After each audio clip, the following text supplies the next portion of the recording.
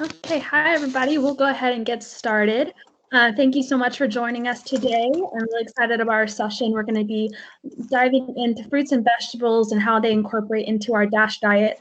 My name is Hannah, and I'm an intern with the wonderful Texas A&M AgriLife Extension, and I'm excited to share some really cool information today. So we can dive in.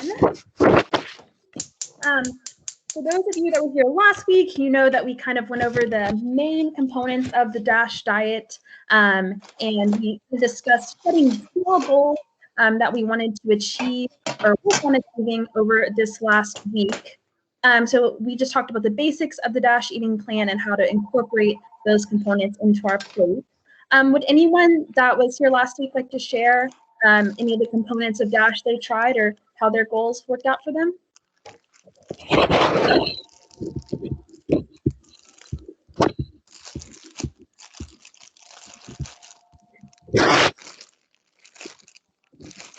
If not, I know today we're going to go over some other ways that we can, implement small goals into our diet and maybe try them together throughout this next week. And next week, let each other know how we did. But we can start with the importance of just, fruits and vegetables, which is going to be our topic today. So I'd like to start by having everyone kind of think about what kinds of fruits and vegetables they enjoy eating and maybe how they like to prepare those. I know for myself, I always thought I hated fruits and vegetables until I really got into trying them with different cooking styles. One thing I realized I love is using my air fryer for vegetables because it makes them nice and crispy. One of my favorites is Brussels sprouts or asparagus in there.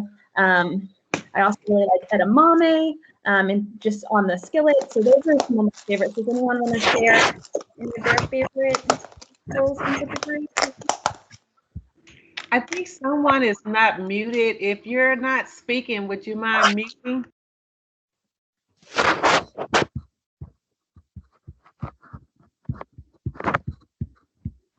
There we go. I don't think it's you. I think it's someone else. Would everyone please mute your mics?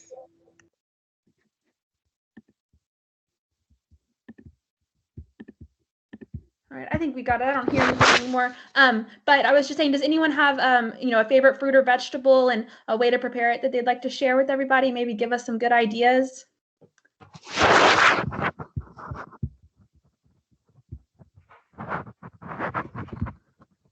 Think about it, and if you do, stop me at some point and share, because I know we would all like to hear new ways to incorporate fruits and vegetables in fun ways into our diets.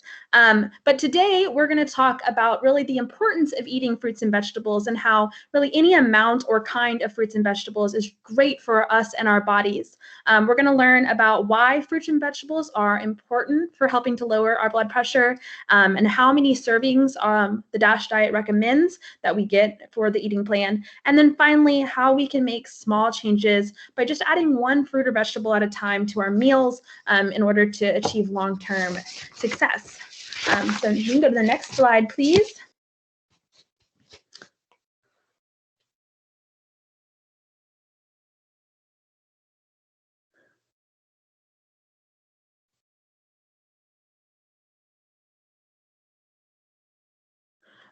But the DASH diet, it recommends choosing just more fruits and vegetables to help control blood pressure. So the diet focuses on choosing foods that are high in potassium, magnesium, and dietary fiber. These food components, they've all been shown to effectively lower one's blood pressure, specifically foods containing potassium. And so we'll jump into some details about the importance of potassium in just a moment. But the best way to get these three nutrients into your diet is just by eating a variety of foods. By ensuring that we're eating multiple different kinds of fruits and vegetables, we can make sure we're getting a little bit of all the nutrients that they have to offer, and collectively they can result in a wholesome diet of all the things we need. So we're now going to jump into each of these components and learn a bit about how they benefit our body. So potassium. Fruits and vegetables are an awesome source of dietary potassium. Potassium is one of the essential minerals that is important for many of our body's functions. It helps lower our blood pressure, It helps with muscle function, and it relaxes the walls of our blood vessels, which we know is really important for people with hypertension. And then it also helps protect our muscles from cramping. So you've probably heard that, like after strenuous workout, bananas, which are high in potassium, are good for helping our muscles recover. But a really cool fact is that research has actually found that foods that contain potassium, they actually help to reduce the impact of dietary sodium and what that does to our blood pressure, which is huge for people who are trying to monitor their blood pressure because it means that we can eat more potassium and help counteract what that sodium does to our body. And in fact, it's been shown that people who consume more potassium, they have lower levels of blood pressure, and that's a big part of that is from eating the recommended amounts of fruits and vegetables. The dietary goal for potassium intake is about 4,700 milligrams per day. But an easier way to think about that is just trying to choose at least 4 to 5 servings of vegetables a day and 4 to 5 servings of fruit per day. So some good options that are high in potassium, again, bananas, avocados, artichokes, beets, Brussels sprouts, cantaloupe, orange juice or oranges, potatoes, cooked spinach, and parsnips. So, maybe when you're at the grocery store, think about some of those options and try to figure out ways to incorporate those into your meal and give them a try. So the next essential nutrient is magnesium. And magnesium is also very important because it helps regulate hundreds of our body systems, including blood pressure. And we need it because it also is good at relaxing our blood vessels. It gives us energy, it helps with bone development, and it helps transport calcium and the really important potassium that we just talked about to make sure it gets to where it needs to be within our body. So the recommended dose of magnesium varies, but for adult men, it's about 420 milligrams, and for adult women, it's about 320 milligrams per day. But again, it's just way easier to think about, making sure you're getting 4 to 5 servings of vegetables per day and kind of keeping track of that, or your fruit as well. Some foods that are high in magnesium, the biggest one is leafy greens like spinach, kale, chard, but also figs, avocados, bananas, raspberries, peas, broccoli, cabbage, asparagus, green beans, any of those dark colored vegetables, they tend to be really high in magnesium and good for us. I do want to mention that, you might be wondering, well, can I just take a supplement of magnesium or potassium and get the same benefit? And technically, yes, obviously you want to talk to your doctor before you take any supplement, especially if you're on medication. But the DASH diet really focuses on getting these nutrients through the food that we eat, because then we know we're getting it in its raw and healthiest form. And it also makes sure that we're eating things that are good for us. So we definitely would rather get these nutrients through our diet rather than through supplementation. So our final big nutrient here is dietary fiber. And we all know the benefits of fiber for our overall health. It's been shown to improve our cholesterol levels, as well as reduce our risk for certain chronic conditions, such as heart disease, diabetes, and chronic constipation. But just eating whole fruits and vegetables and whole grains, they provide the most dietary fiber for us. Whole fruits and vegetables, either chopped or diced, are really good ways to increase our fiber uptake. And a little tip is keeping the peel on your fruits and vegetables is a great way to increase the level of fiber you're consuming. So your apples and your potatoes and your carrots, if you can keep the peel on them, you'll actually get more fiber from the same amount of the fruit or the vegetable you consume. Just one thing to remember as we think about adding more fiber into the foods that we eat, we want to start slowly and add a little bit of fiber at a time, because eating too much fiber at once can kind of put our body into shock and lead to bloating, diarrhea, and abdominal pain. So like everything we do, we want to make these changes slow so that it's good on our body but also sustainable. So most Americans do not get the proper amount of fiber in their diet. We see most people are eating about 14 grams per day, but ideally we would be getting 30 to 38 grams per day for men and 21 to 25 grams a day for women. So some good ways to add fiber to your diet. Those dark colored vegetables again, beets, artichokes, broccoli, bananas, oranges, strawberries, apples. And you'll see a lot of these, the fruits and vegetables I'm listing, they're high in magnesium, potassium, and fiber. And so those are really our golden ticket fruit and vegetables that are great to implement into our eating plan. So we're actually gonna, if you can jump to the next slide here, one important way to figure out if the food we are eating is, high in those nutrients and good for our body is by looking at the nutrition labels. And I know we talked about that last week and how they can be kind of confusing. And so we want to learn better how to understand those and incorporate looking at those into our daily lives. So the DASH eating plan, it does emphasize limiting foods that are high in saturated fat, sodium, and added sugars. And then it emphasizes eating more foods that are high in potassium, magnesium, and dietary fiber and calcium. So we can look at our nutrition labels to help us choose foods that are lower in the stuff we don't want and higher in the stuff that is really good for our bodies. So we'll focus on these nutrients because they have the greatest effect on our blood pressure, and then also just use our nutrition labels to learn a little bit more about how to choose foods. Can we go to the next slide?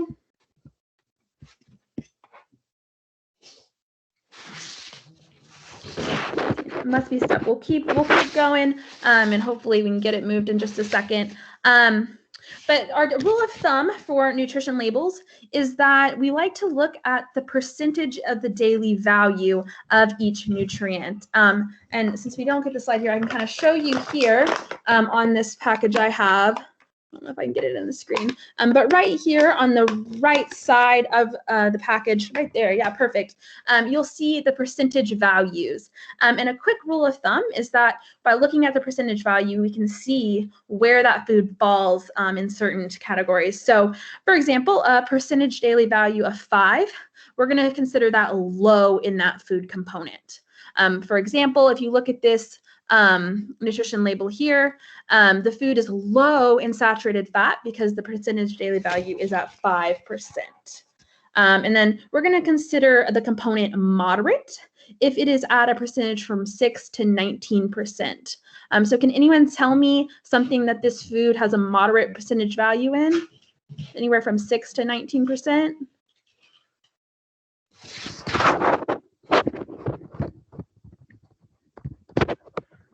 There's 2 of them actually. So we have dietary. Feel free to unmute and answer if you like. Anybody got it?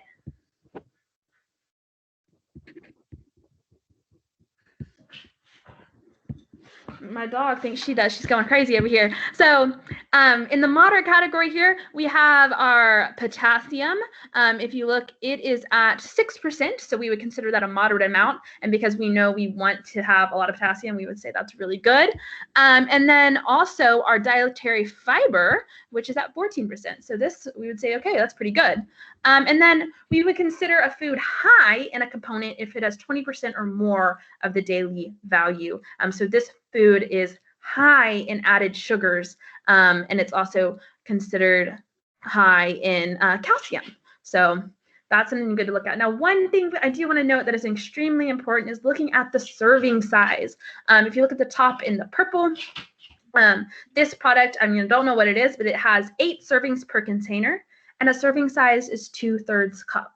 So we need to be mindful about the fact that if we are just mindlessly grabbing the snack, those daily values really mean nothing.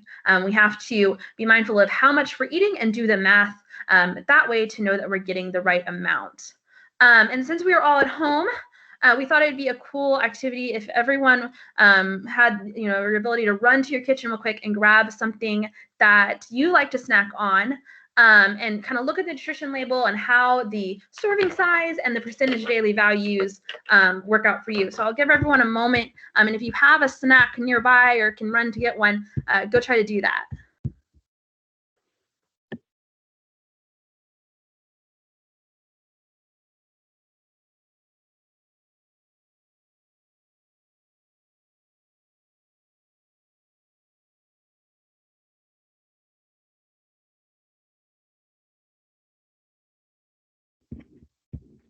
I can go ahead and I'll share with you what I have here while everyone is kind of looking at theirs and getting theirs situated. So one thing I love to snack on is dried or dehydrated mango. You can see it here. But one thing I need to be mindful on with this, and we'll talk about this in just a moment, is this mango is covered in spicy tahini or seasoning. Which I think makes it just even better, but I need to be mindful that that could mean that there's added sodium in it. So if we take a look, I know it's kind of hard to see at the nutrition label here, though. I can see that for sodium, there's 100 milligrams, and that is in the 4% of the daily values percentage. So that would put it in the low category for sodium. So that would be awesome. But then I do need to be mindful that the serving size is only 1.6 grams. And I've actually weighed it out, and that's about 2 pieces, but they're relatively small. So if you don't look at that serving size, you might not know that, and I could be eating 4 or 5, and then that 4% sodium isn't accurate any longer. And then as far as our nutrients that we discussed earlier, this has 0% of my daily value of fiber, 0% in potassium. And so those aren't great, but it is a way to incorporate fruit. And now that I know it is not too bad in sodium, as long as I'm watching out for that serving size, this might be a good snack and a good way to incorporate fruit into my diet. But does anyone else have a snack they'd like to kind of share with us?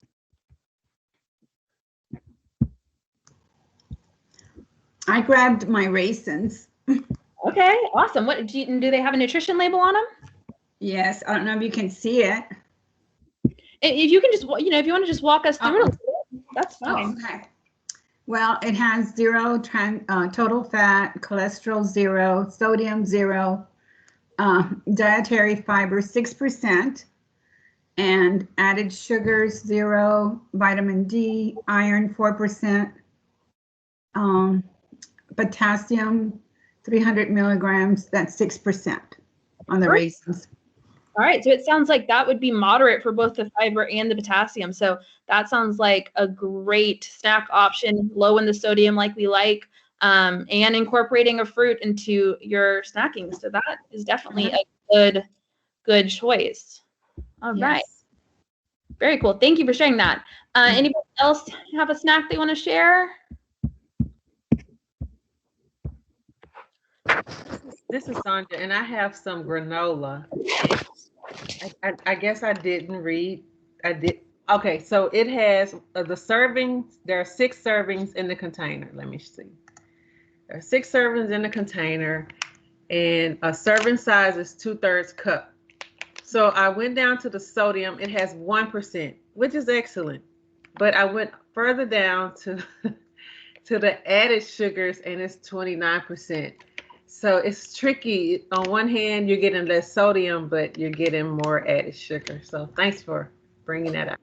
Yeah, and that's a good point, because even my mangoes here, they have 4% in the added sugars, even though there's so yeah, that's another sneaky way that foods can get us. So we need to keep track of that too. Awesome. Well, thank you everybody for sharing that. And it's a good way to just practice reading those labels and kind of making them less intimidating for us. And we'll keep doing that throughout the month of February as we dive deeper into the DASH diet.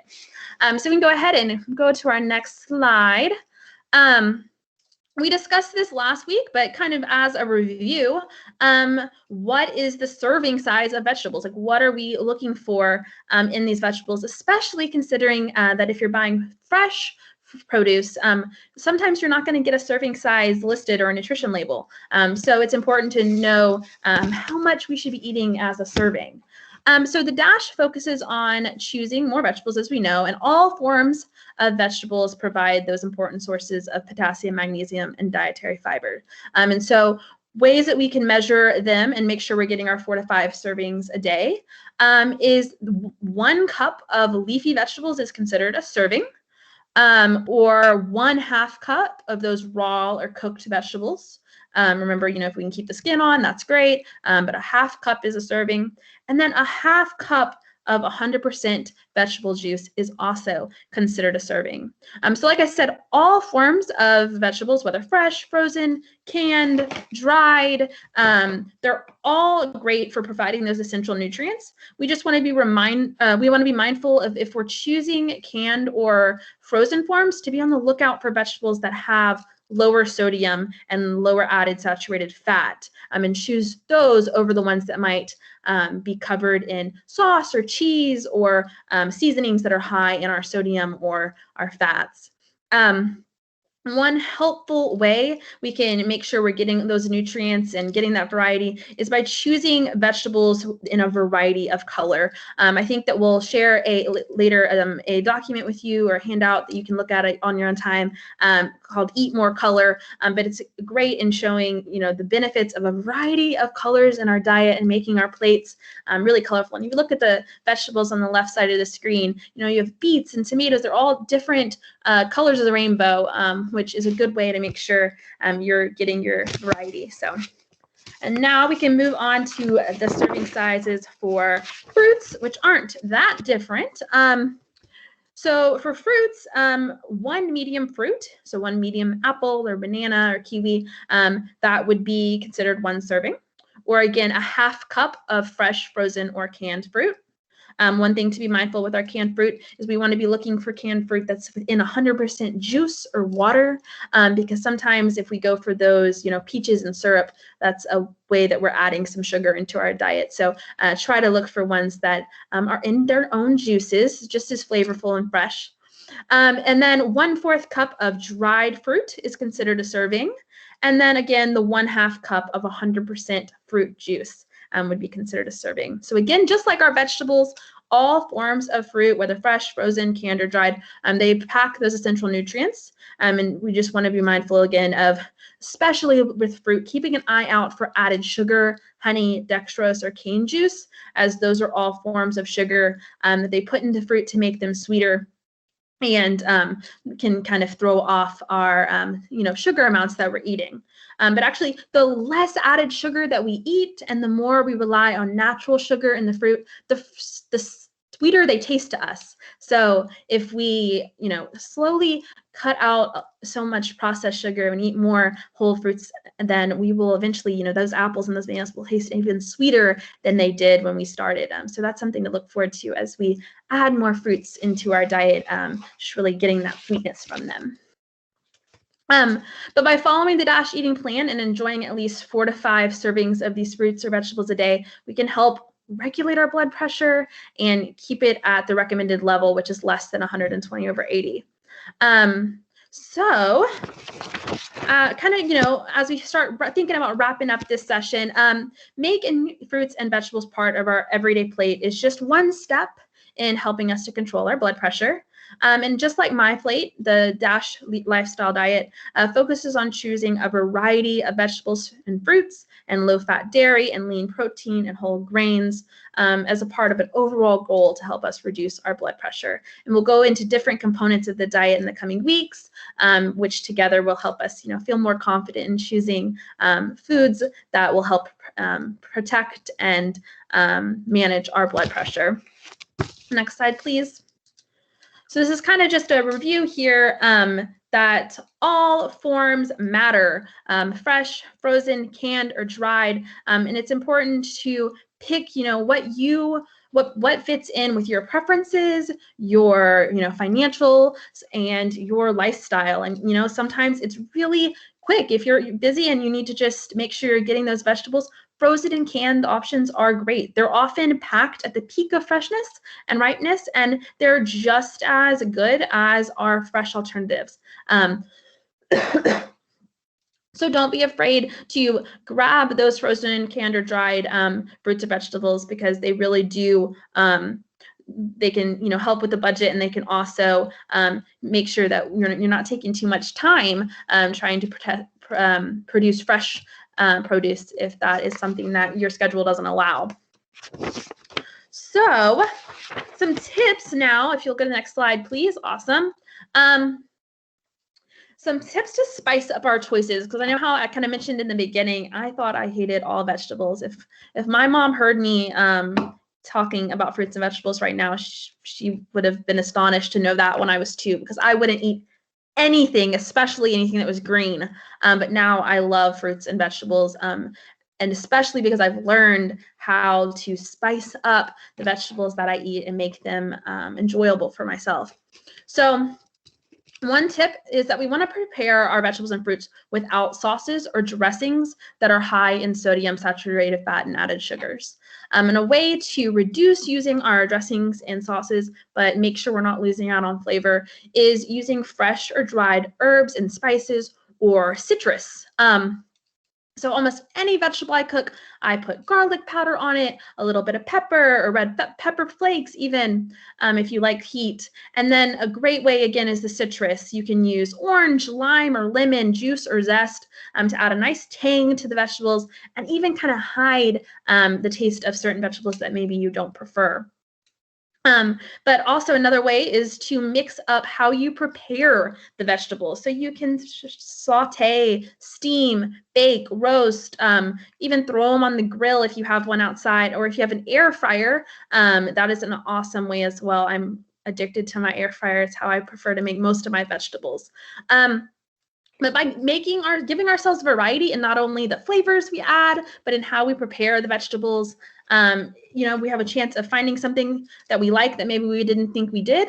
And it'll help us keep from getting, tired of the same thing.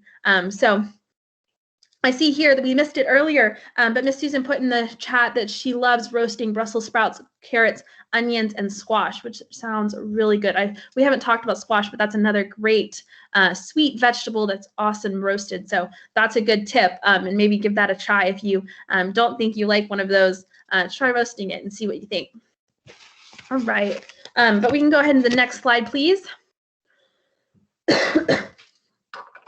So as we look towards, trying to implement this in our day-to-day lives and looking forward over the next week, my advice to you would be to make the switch one thing at a time. So just get one more fruit or vegetable. And starting small, just trying to add one vegetable or fruit to our meal a week, and then continuing each week until you've added one or more maybe each day, until we get to that 4 or 5 servings a day recommended amount, is a great way to make sure we're not overwhelming ourselves, so we don't get afraid of starting, because just making one small change that over time will really add up. So some ways that we can think about just adding one fruit or vegetable to our meals, adding one more fruit into a smoothie. Maybe you're making, a banana and mango smoothie and you just throw in some spinach. It's a great way to, even hide that vegetable in there and make sure we're getting one more. Another one is you can switch out your French fries with a salad or a baked potato or a fruit cup. Or one of my favorite things to do is to make carrot or parsnip fries. So I cut them up like fries and I roast them in the oven and eat those instead of a fried vegetable or potato. Another way is to swap out noodles for pasta or vegetables. You've probably seen those zoodles is what I call them, but zucchini noodles, or even lately I'm seeing a lot of heart of palm noodles, which are great low carb options to get another vegetable into our diet. And then finally, for our desserts, swap out half of a cup of frozen strawberries or bananas. You can still get that sweetness, but then you're also getting an added serving of fruit. So those are just some tips. Be thinking about ways that you can do that and adjust meals that you already love to make and enjoy every week. And that's a good way to start thinking about our goals. So we go to the next slide. So the DASH eating plan, it focuses on all food components to help lower our blood pressure, so not just our fruits and vegetables. And so you can complete your plate by choosing foods that have low-fat dairy, lean meats, poultry, fish, and then nuts, seeds, and legumes. And again, we'll go over some of these in the coming weeks, and we did also last week, so that we can think about making a collective plate that encompasses the DASH goals. But kind of to wrap us up today, we want to think about setting our own goals. So whether you're setting a goal to increase your vegetables, fruits, or whole grains, we want to think about, again, making those small changes that over time really add up. So this week, think about starting small. Focus on just adding one more fruit or vegetable to your meals. Maybe write it down, put it on your fridge or on your phone, somewhere that you'll see it. And that will remind yourself. So we want to ask ourselves exactly what do we want to do. We want to be specific. So what am I going to do to help me reduce or prevent my high blood pressure, and how often am I going to do it? So we want to make this specific and time sensitive so we can really make sure we're gauging our success for that. So for example, this week your goal might be, I will try adding one vegetable to my breakfast this week, or I'm going to cut fruit or vegetables and leave them in my refrigerator over the week so that they're my go-to snack. But by setting a goal each week, no matter how big or small, we're going to try to stick to it. And each day you'll get a little closer to making the DASH part of your everyday choice. So I'm excited for everyone to think of maybe a goal, and I'll be looking forward to hearing how that went for you next week when we meet again. But if we can go to our last slide, I really thank you for attending today's session. I hope that it's been somewhat motivating and educational. But does anyone have any questions or anything they want to discuss?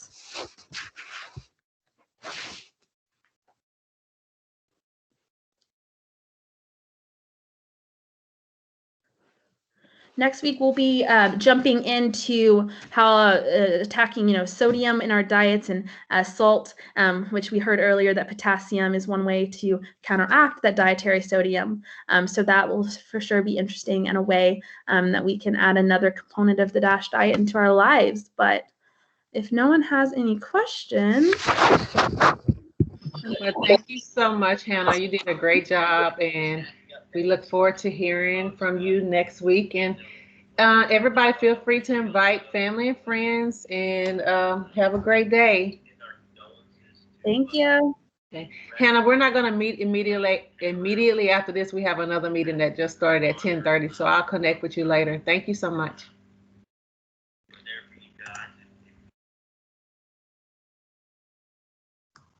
Thank you, Hannah.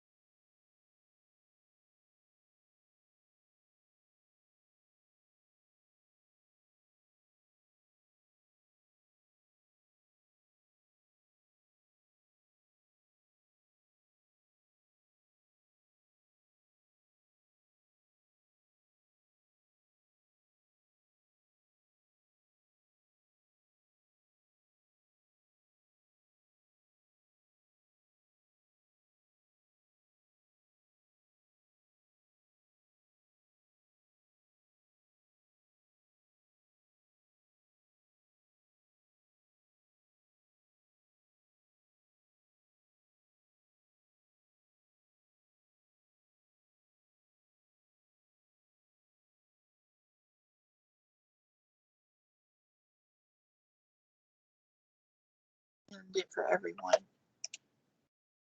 which means it's still recording and I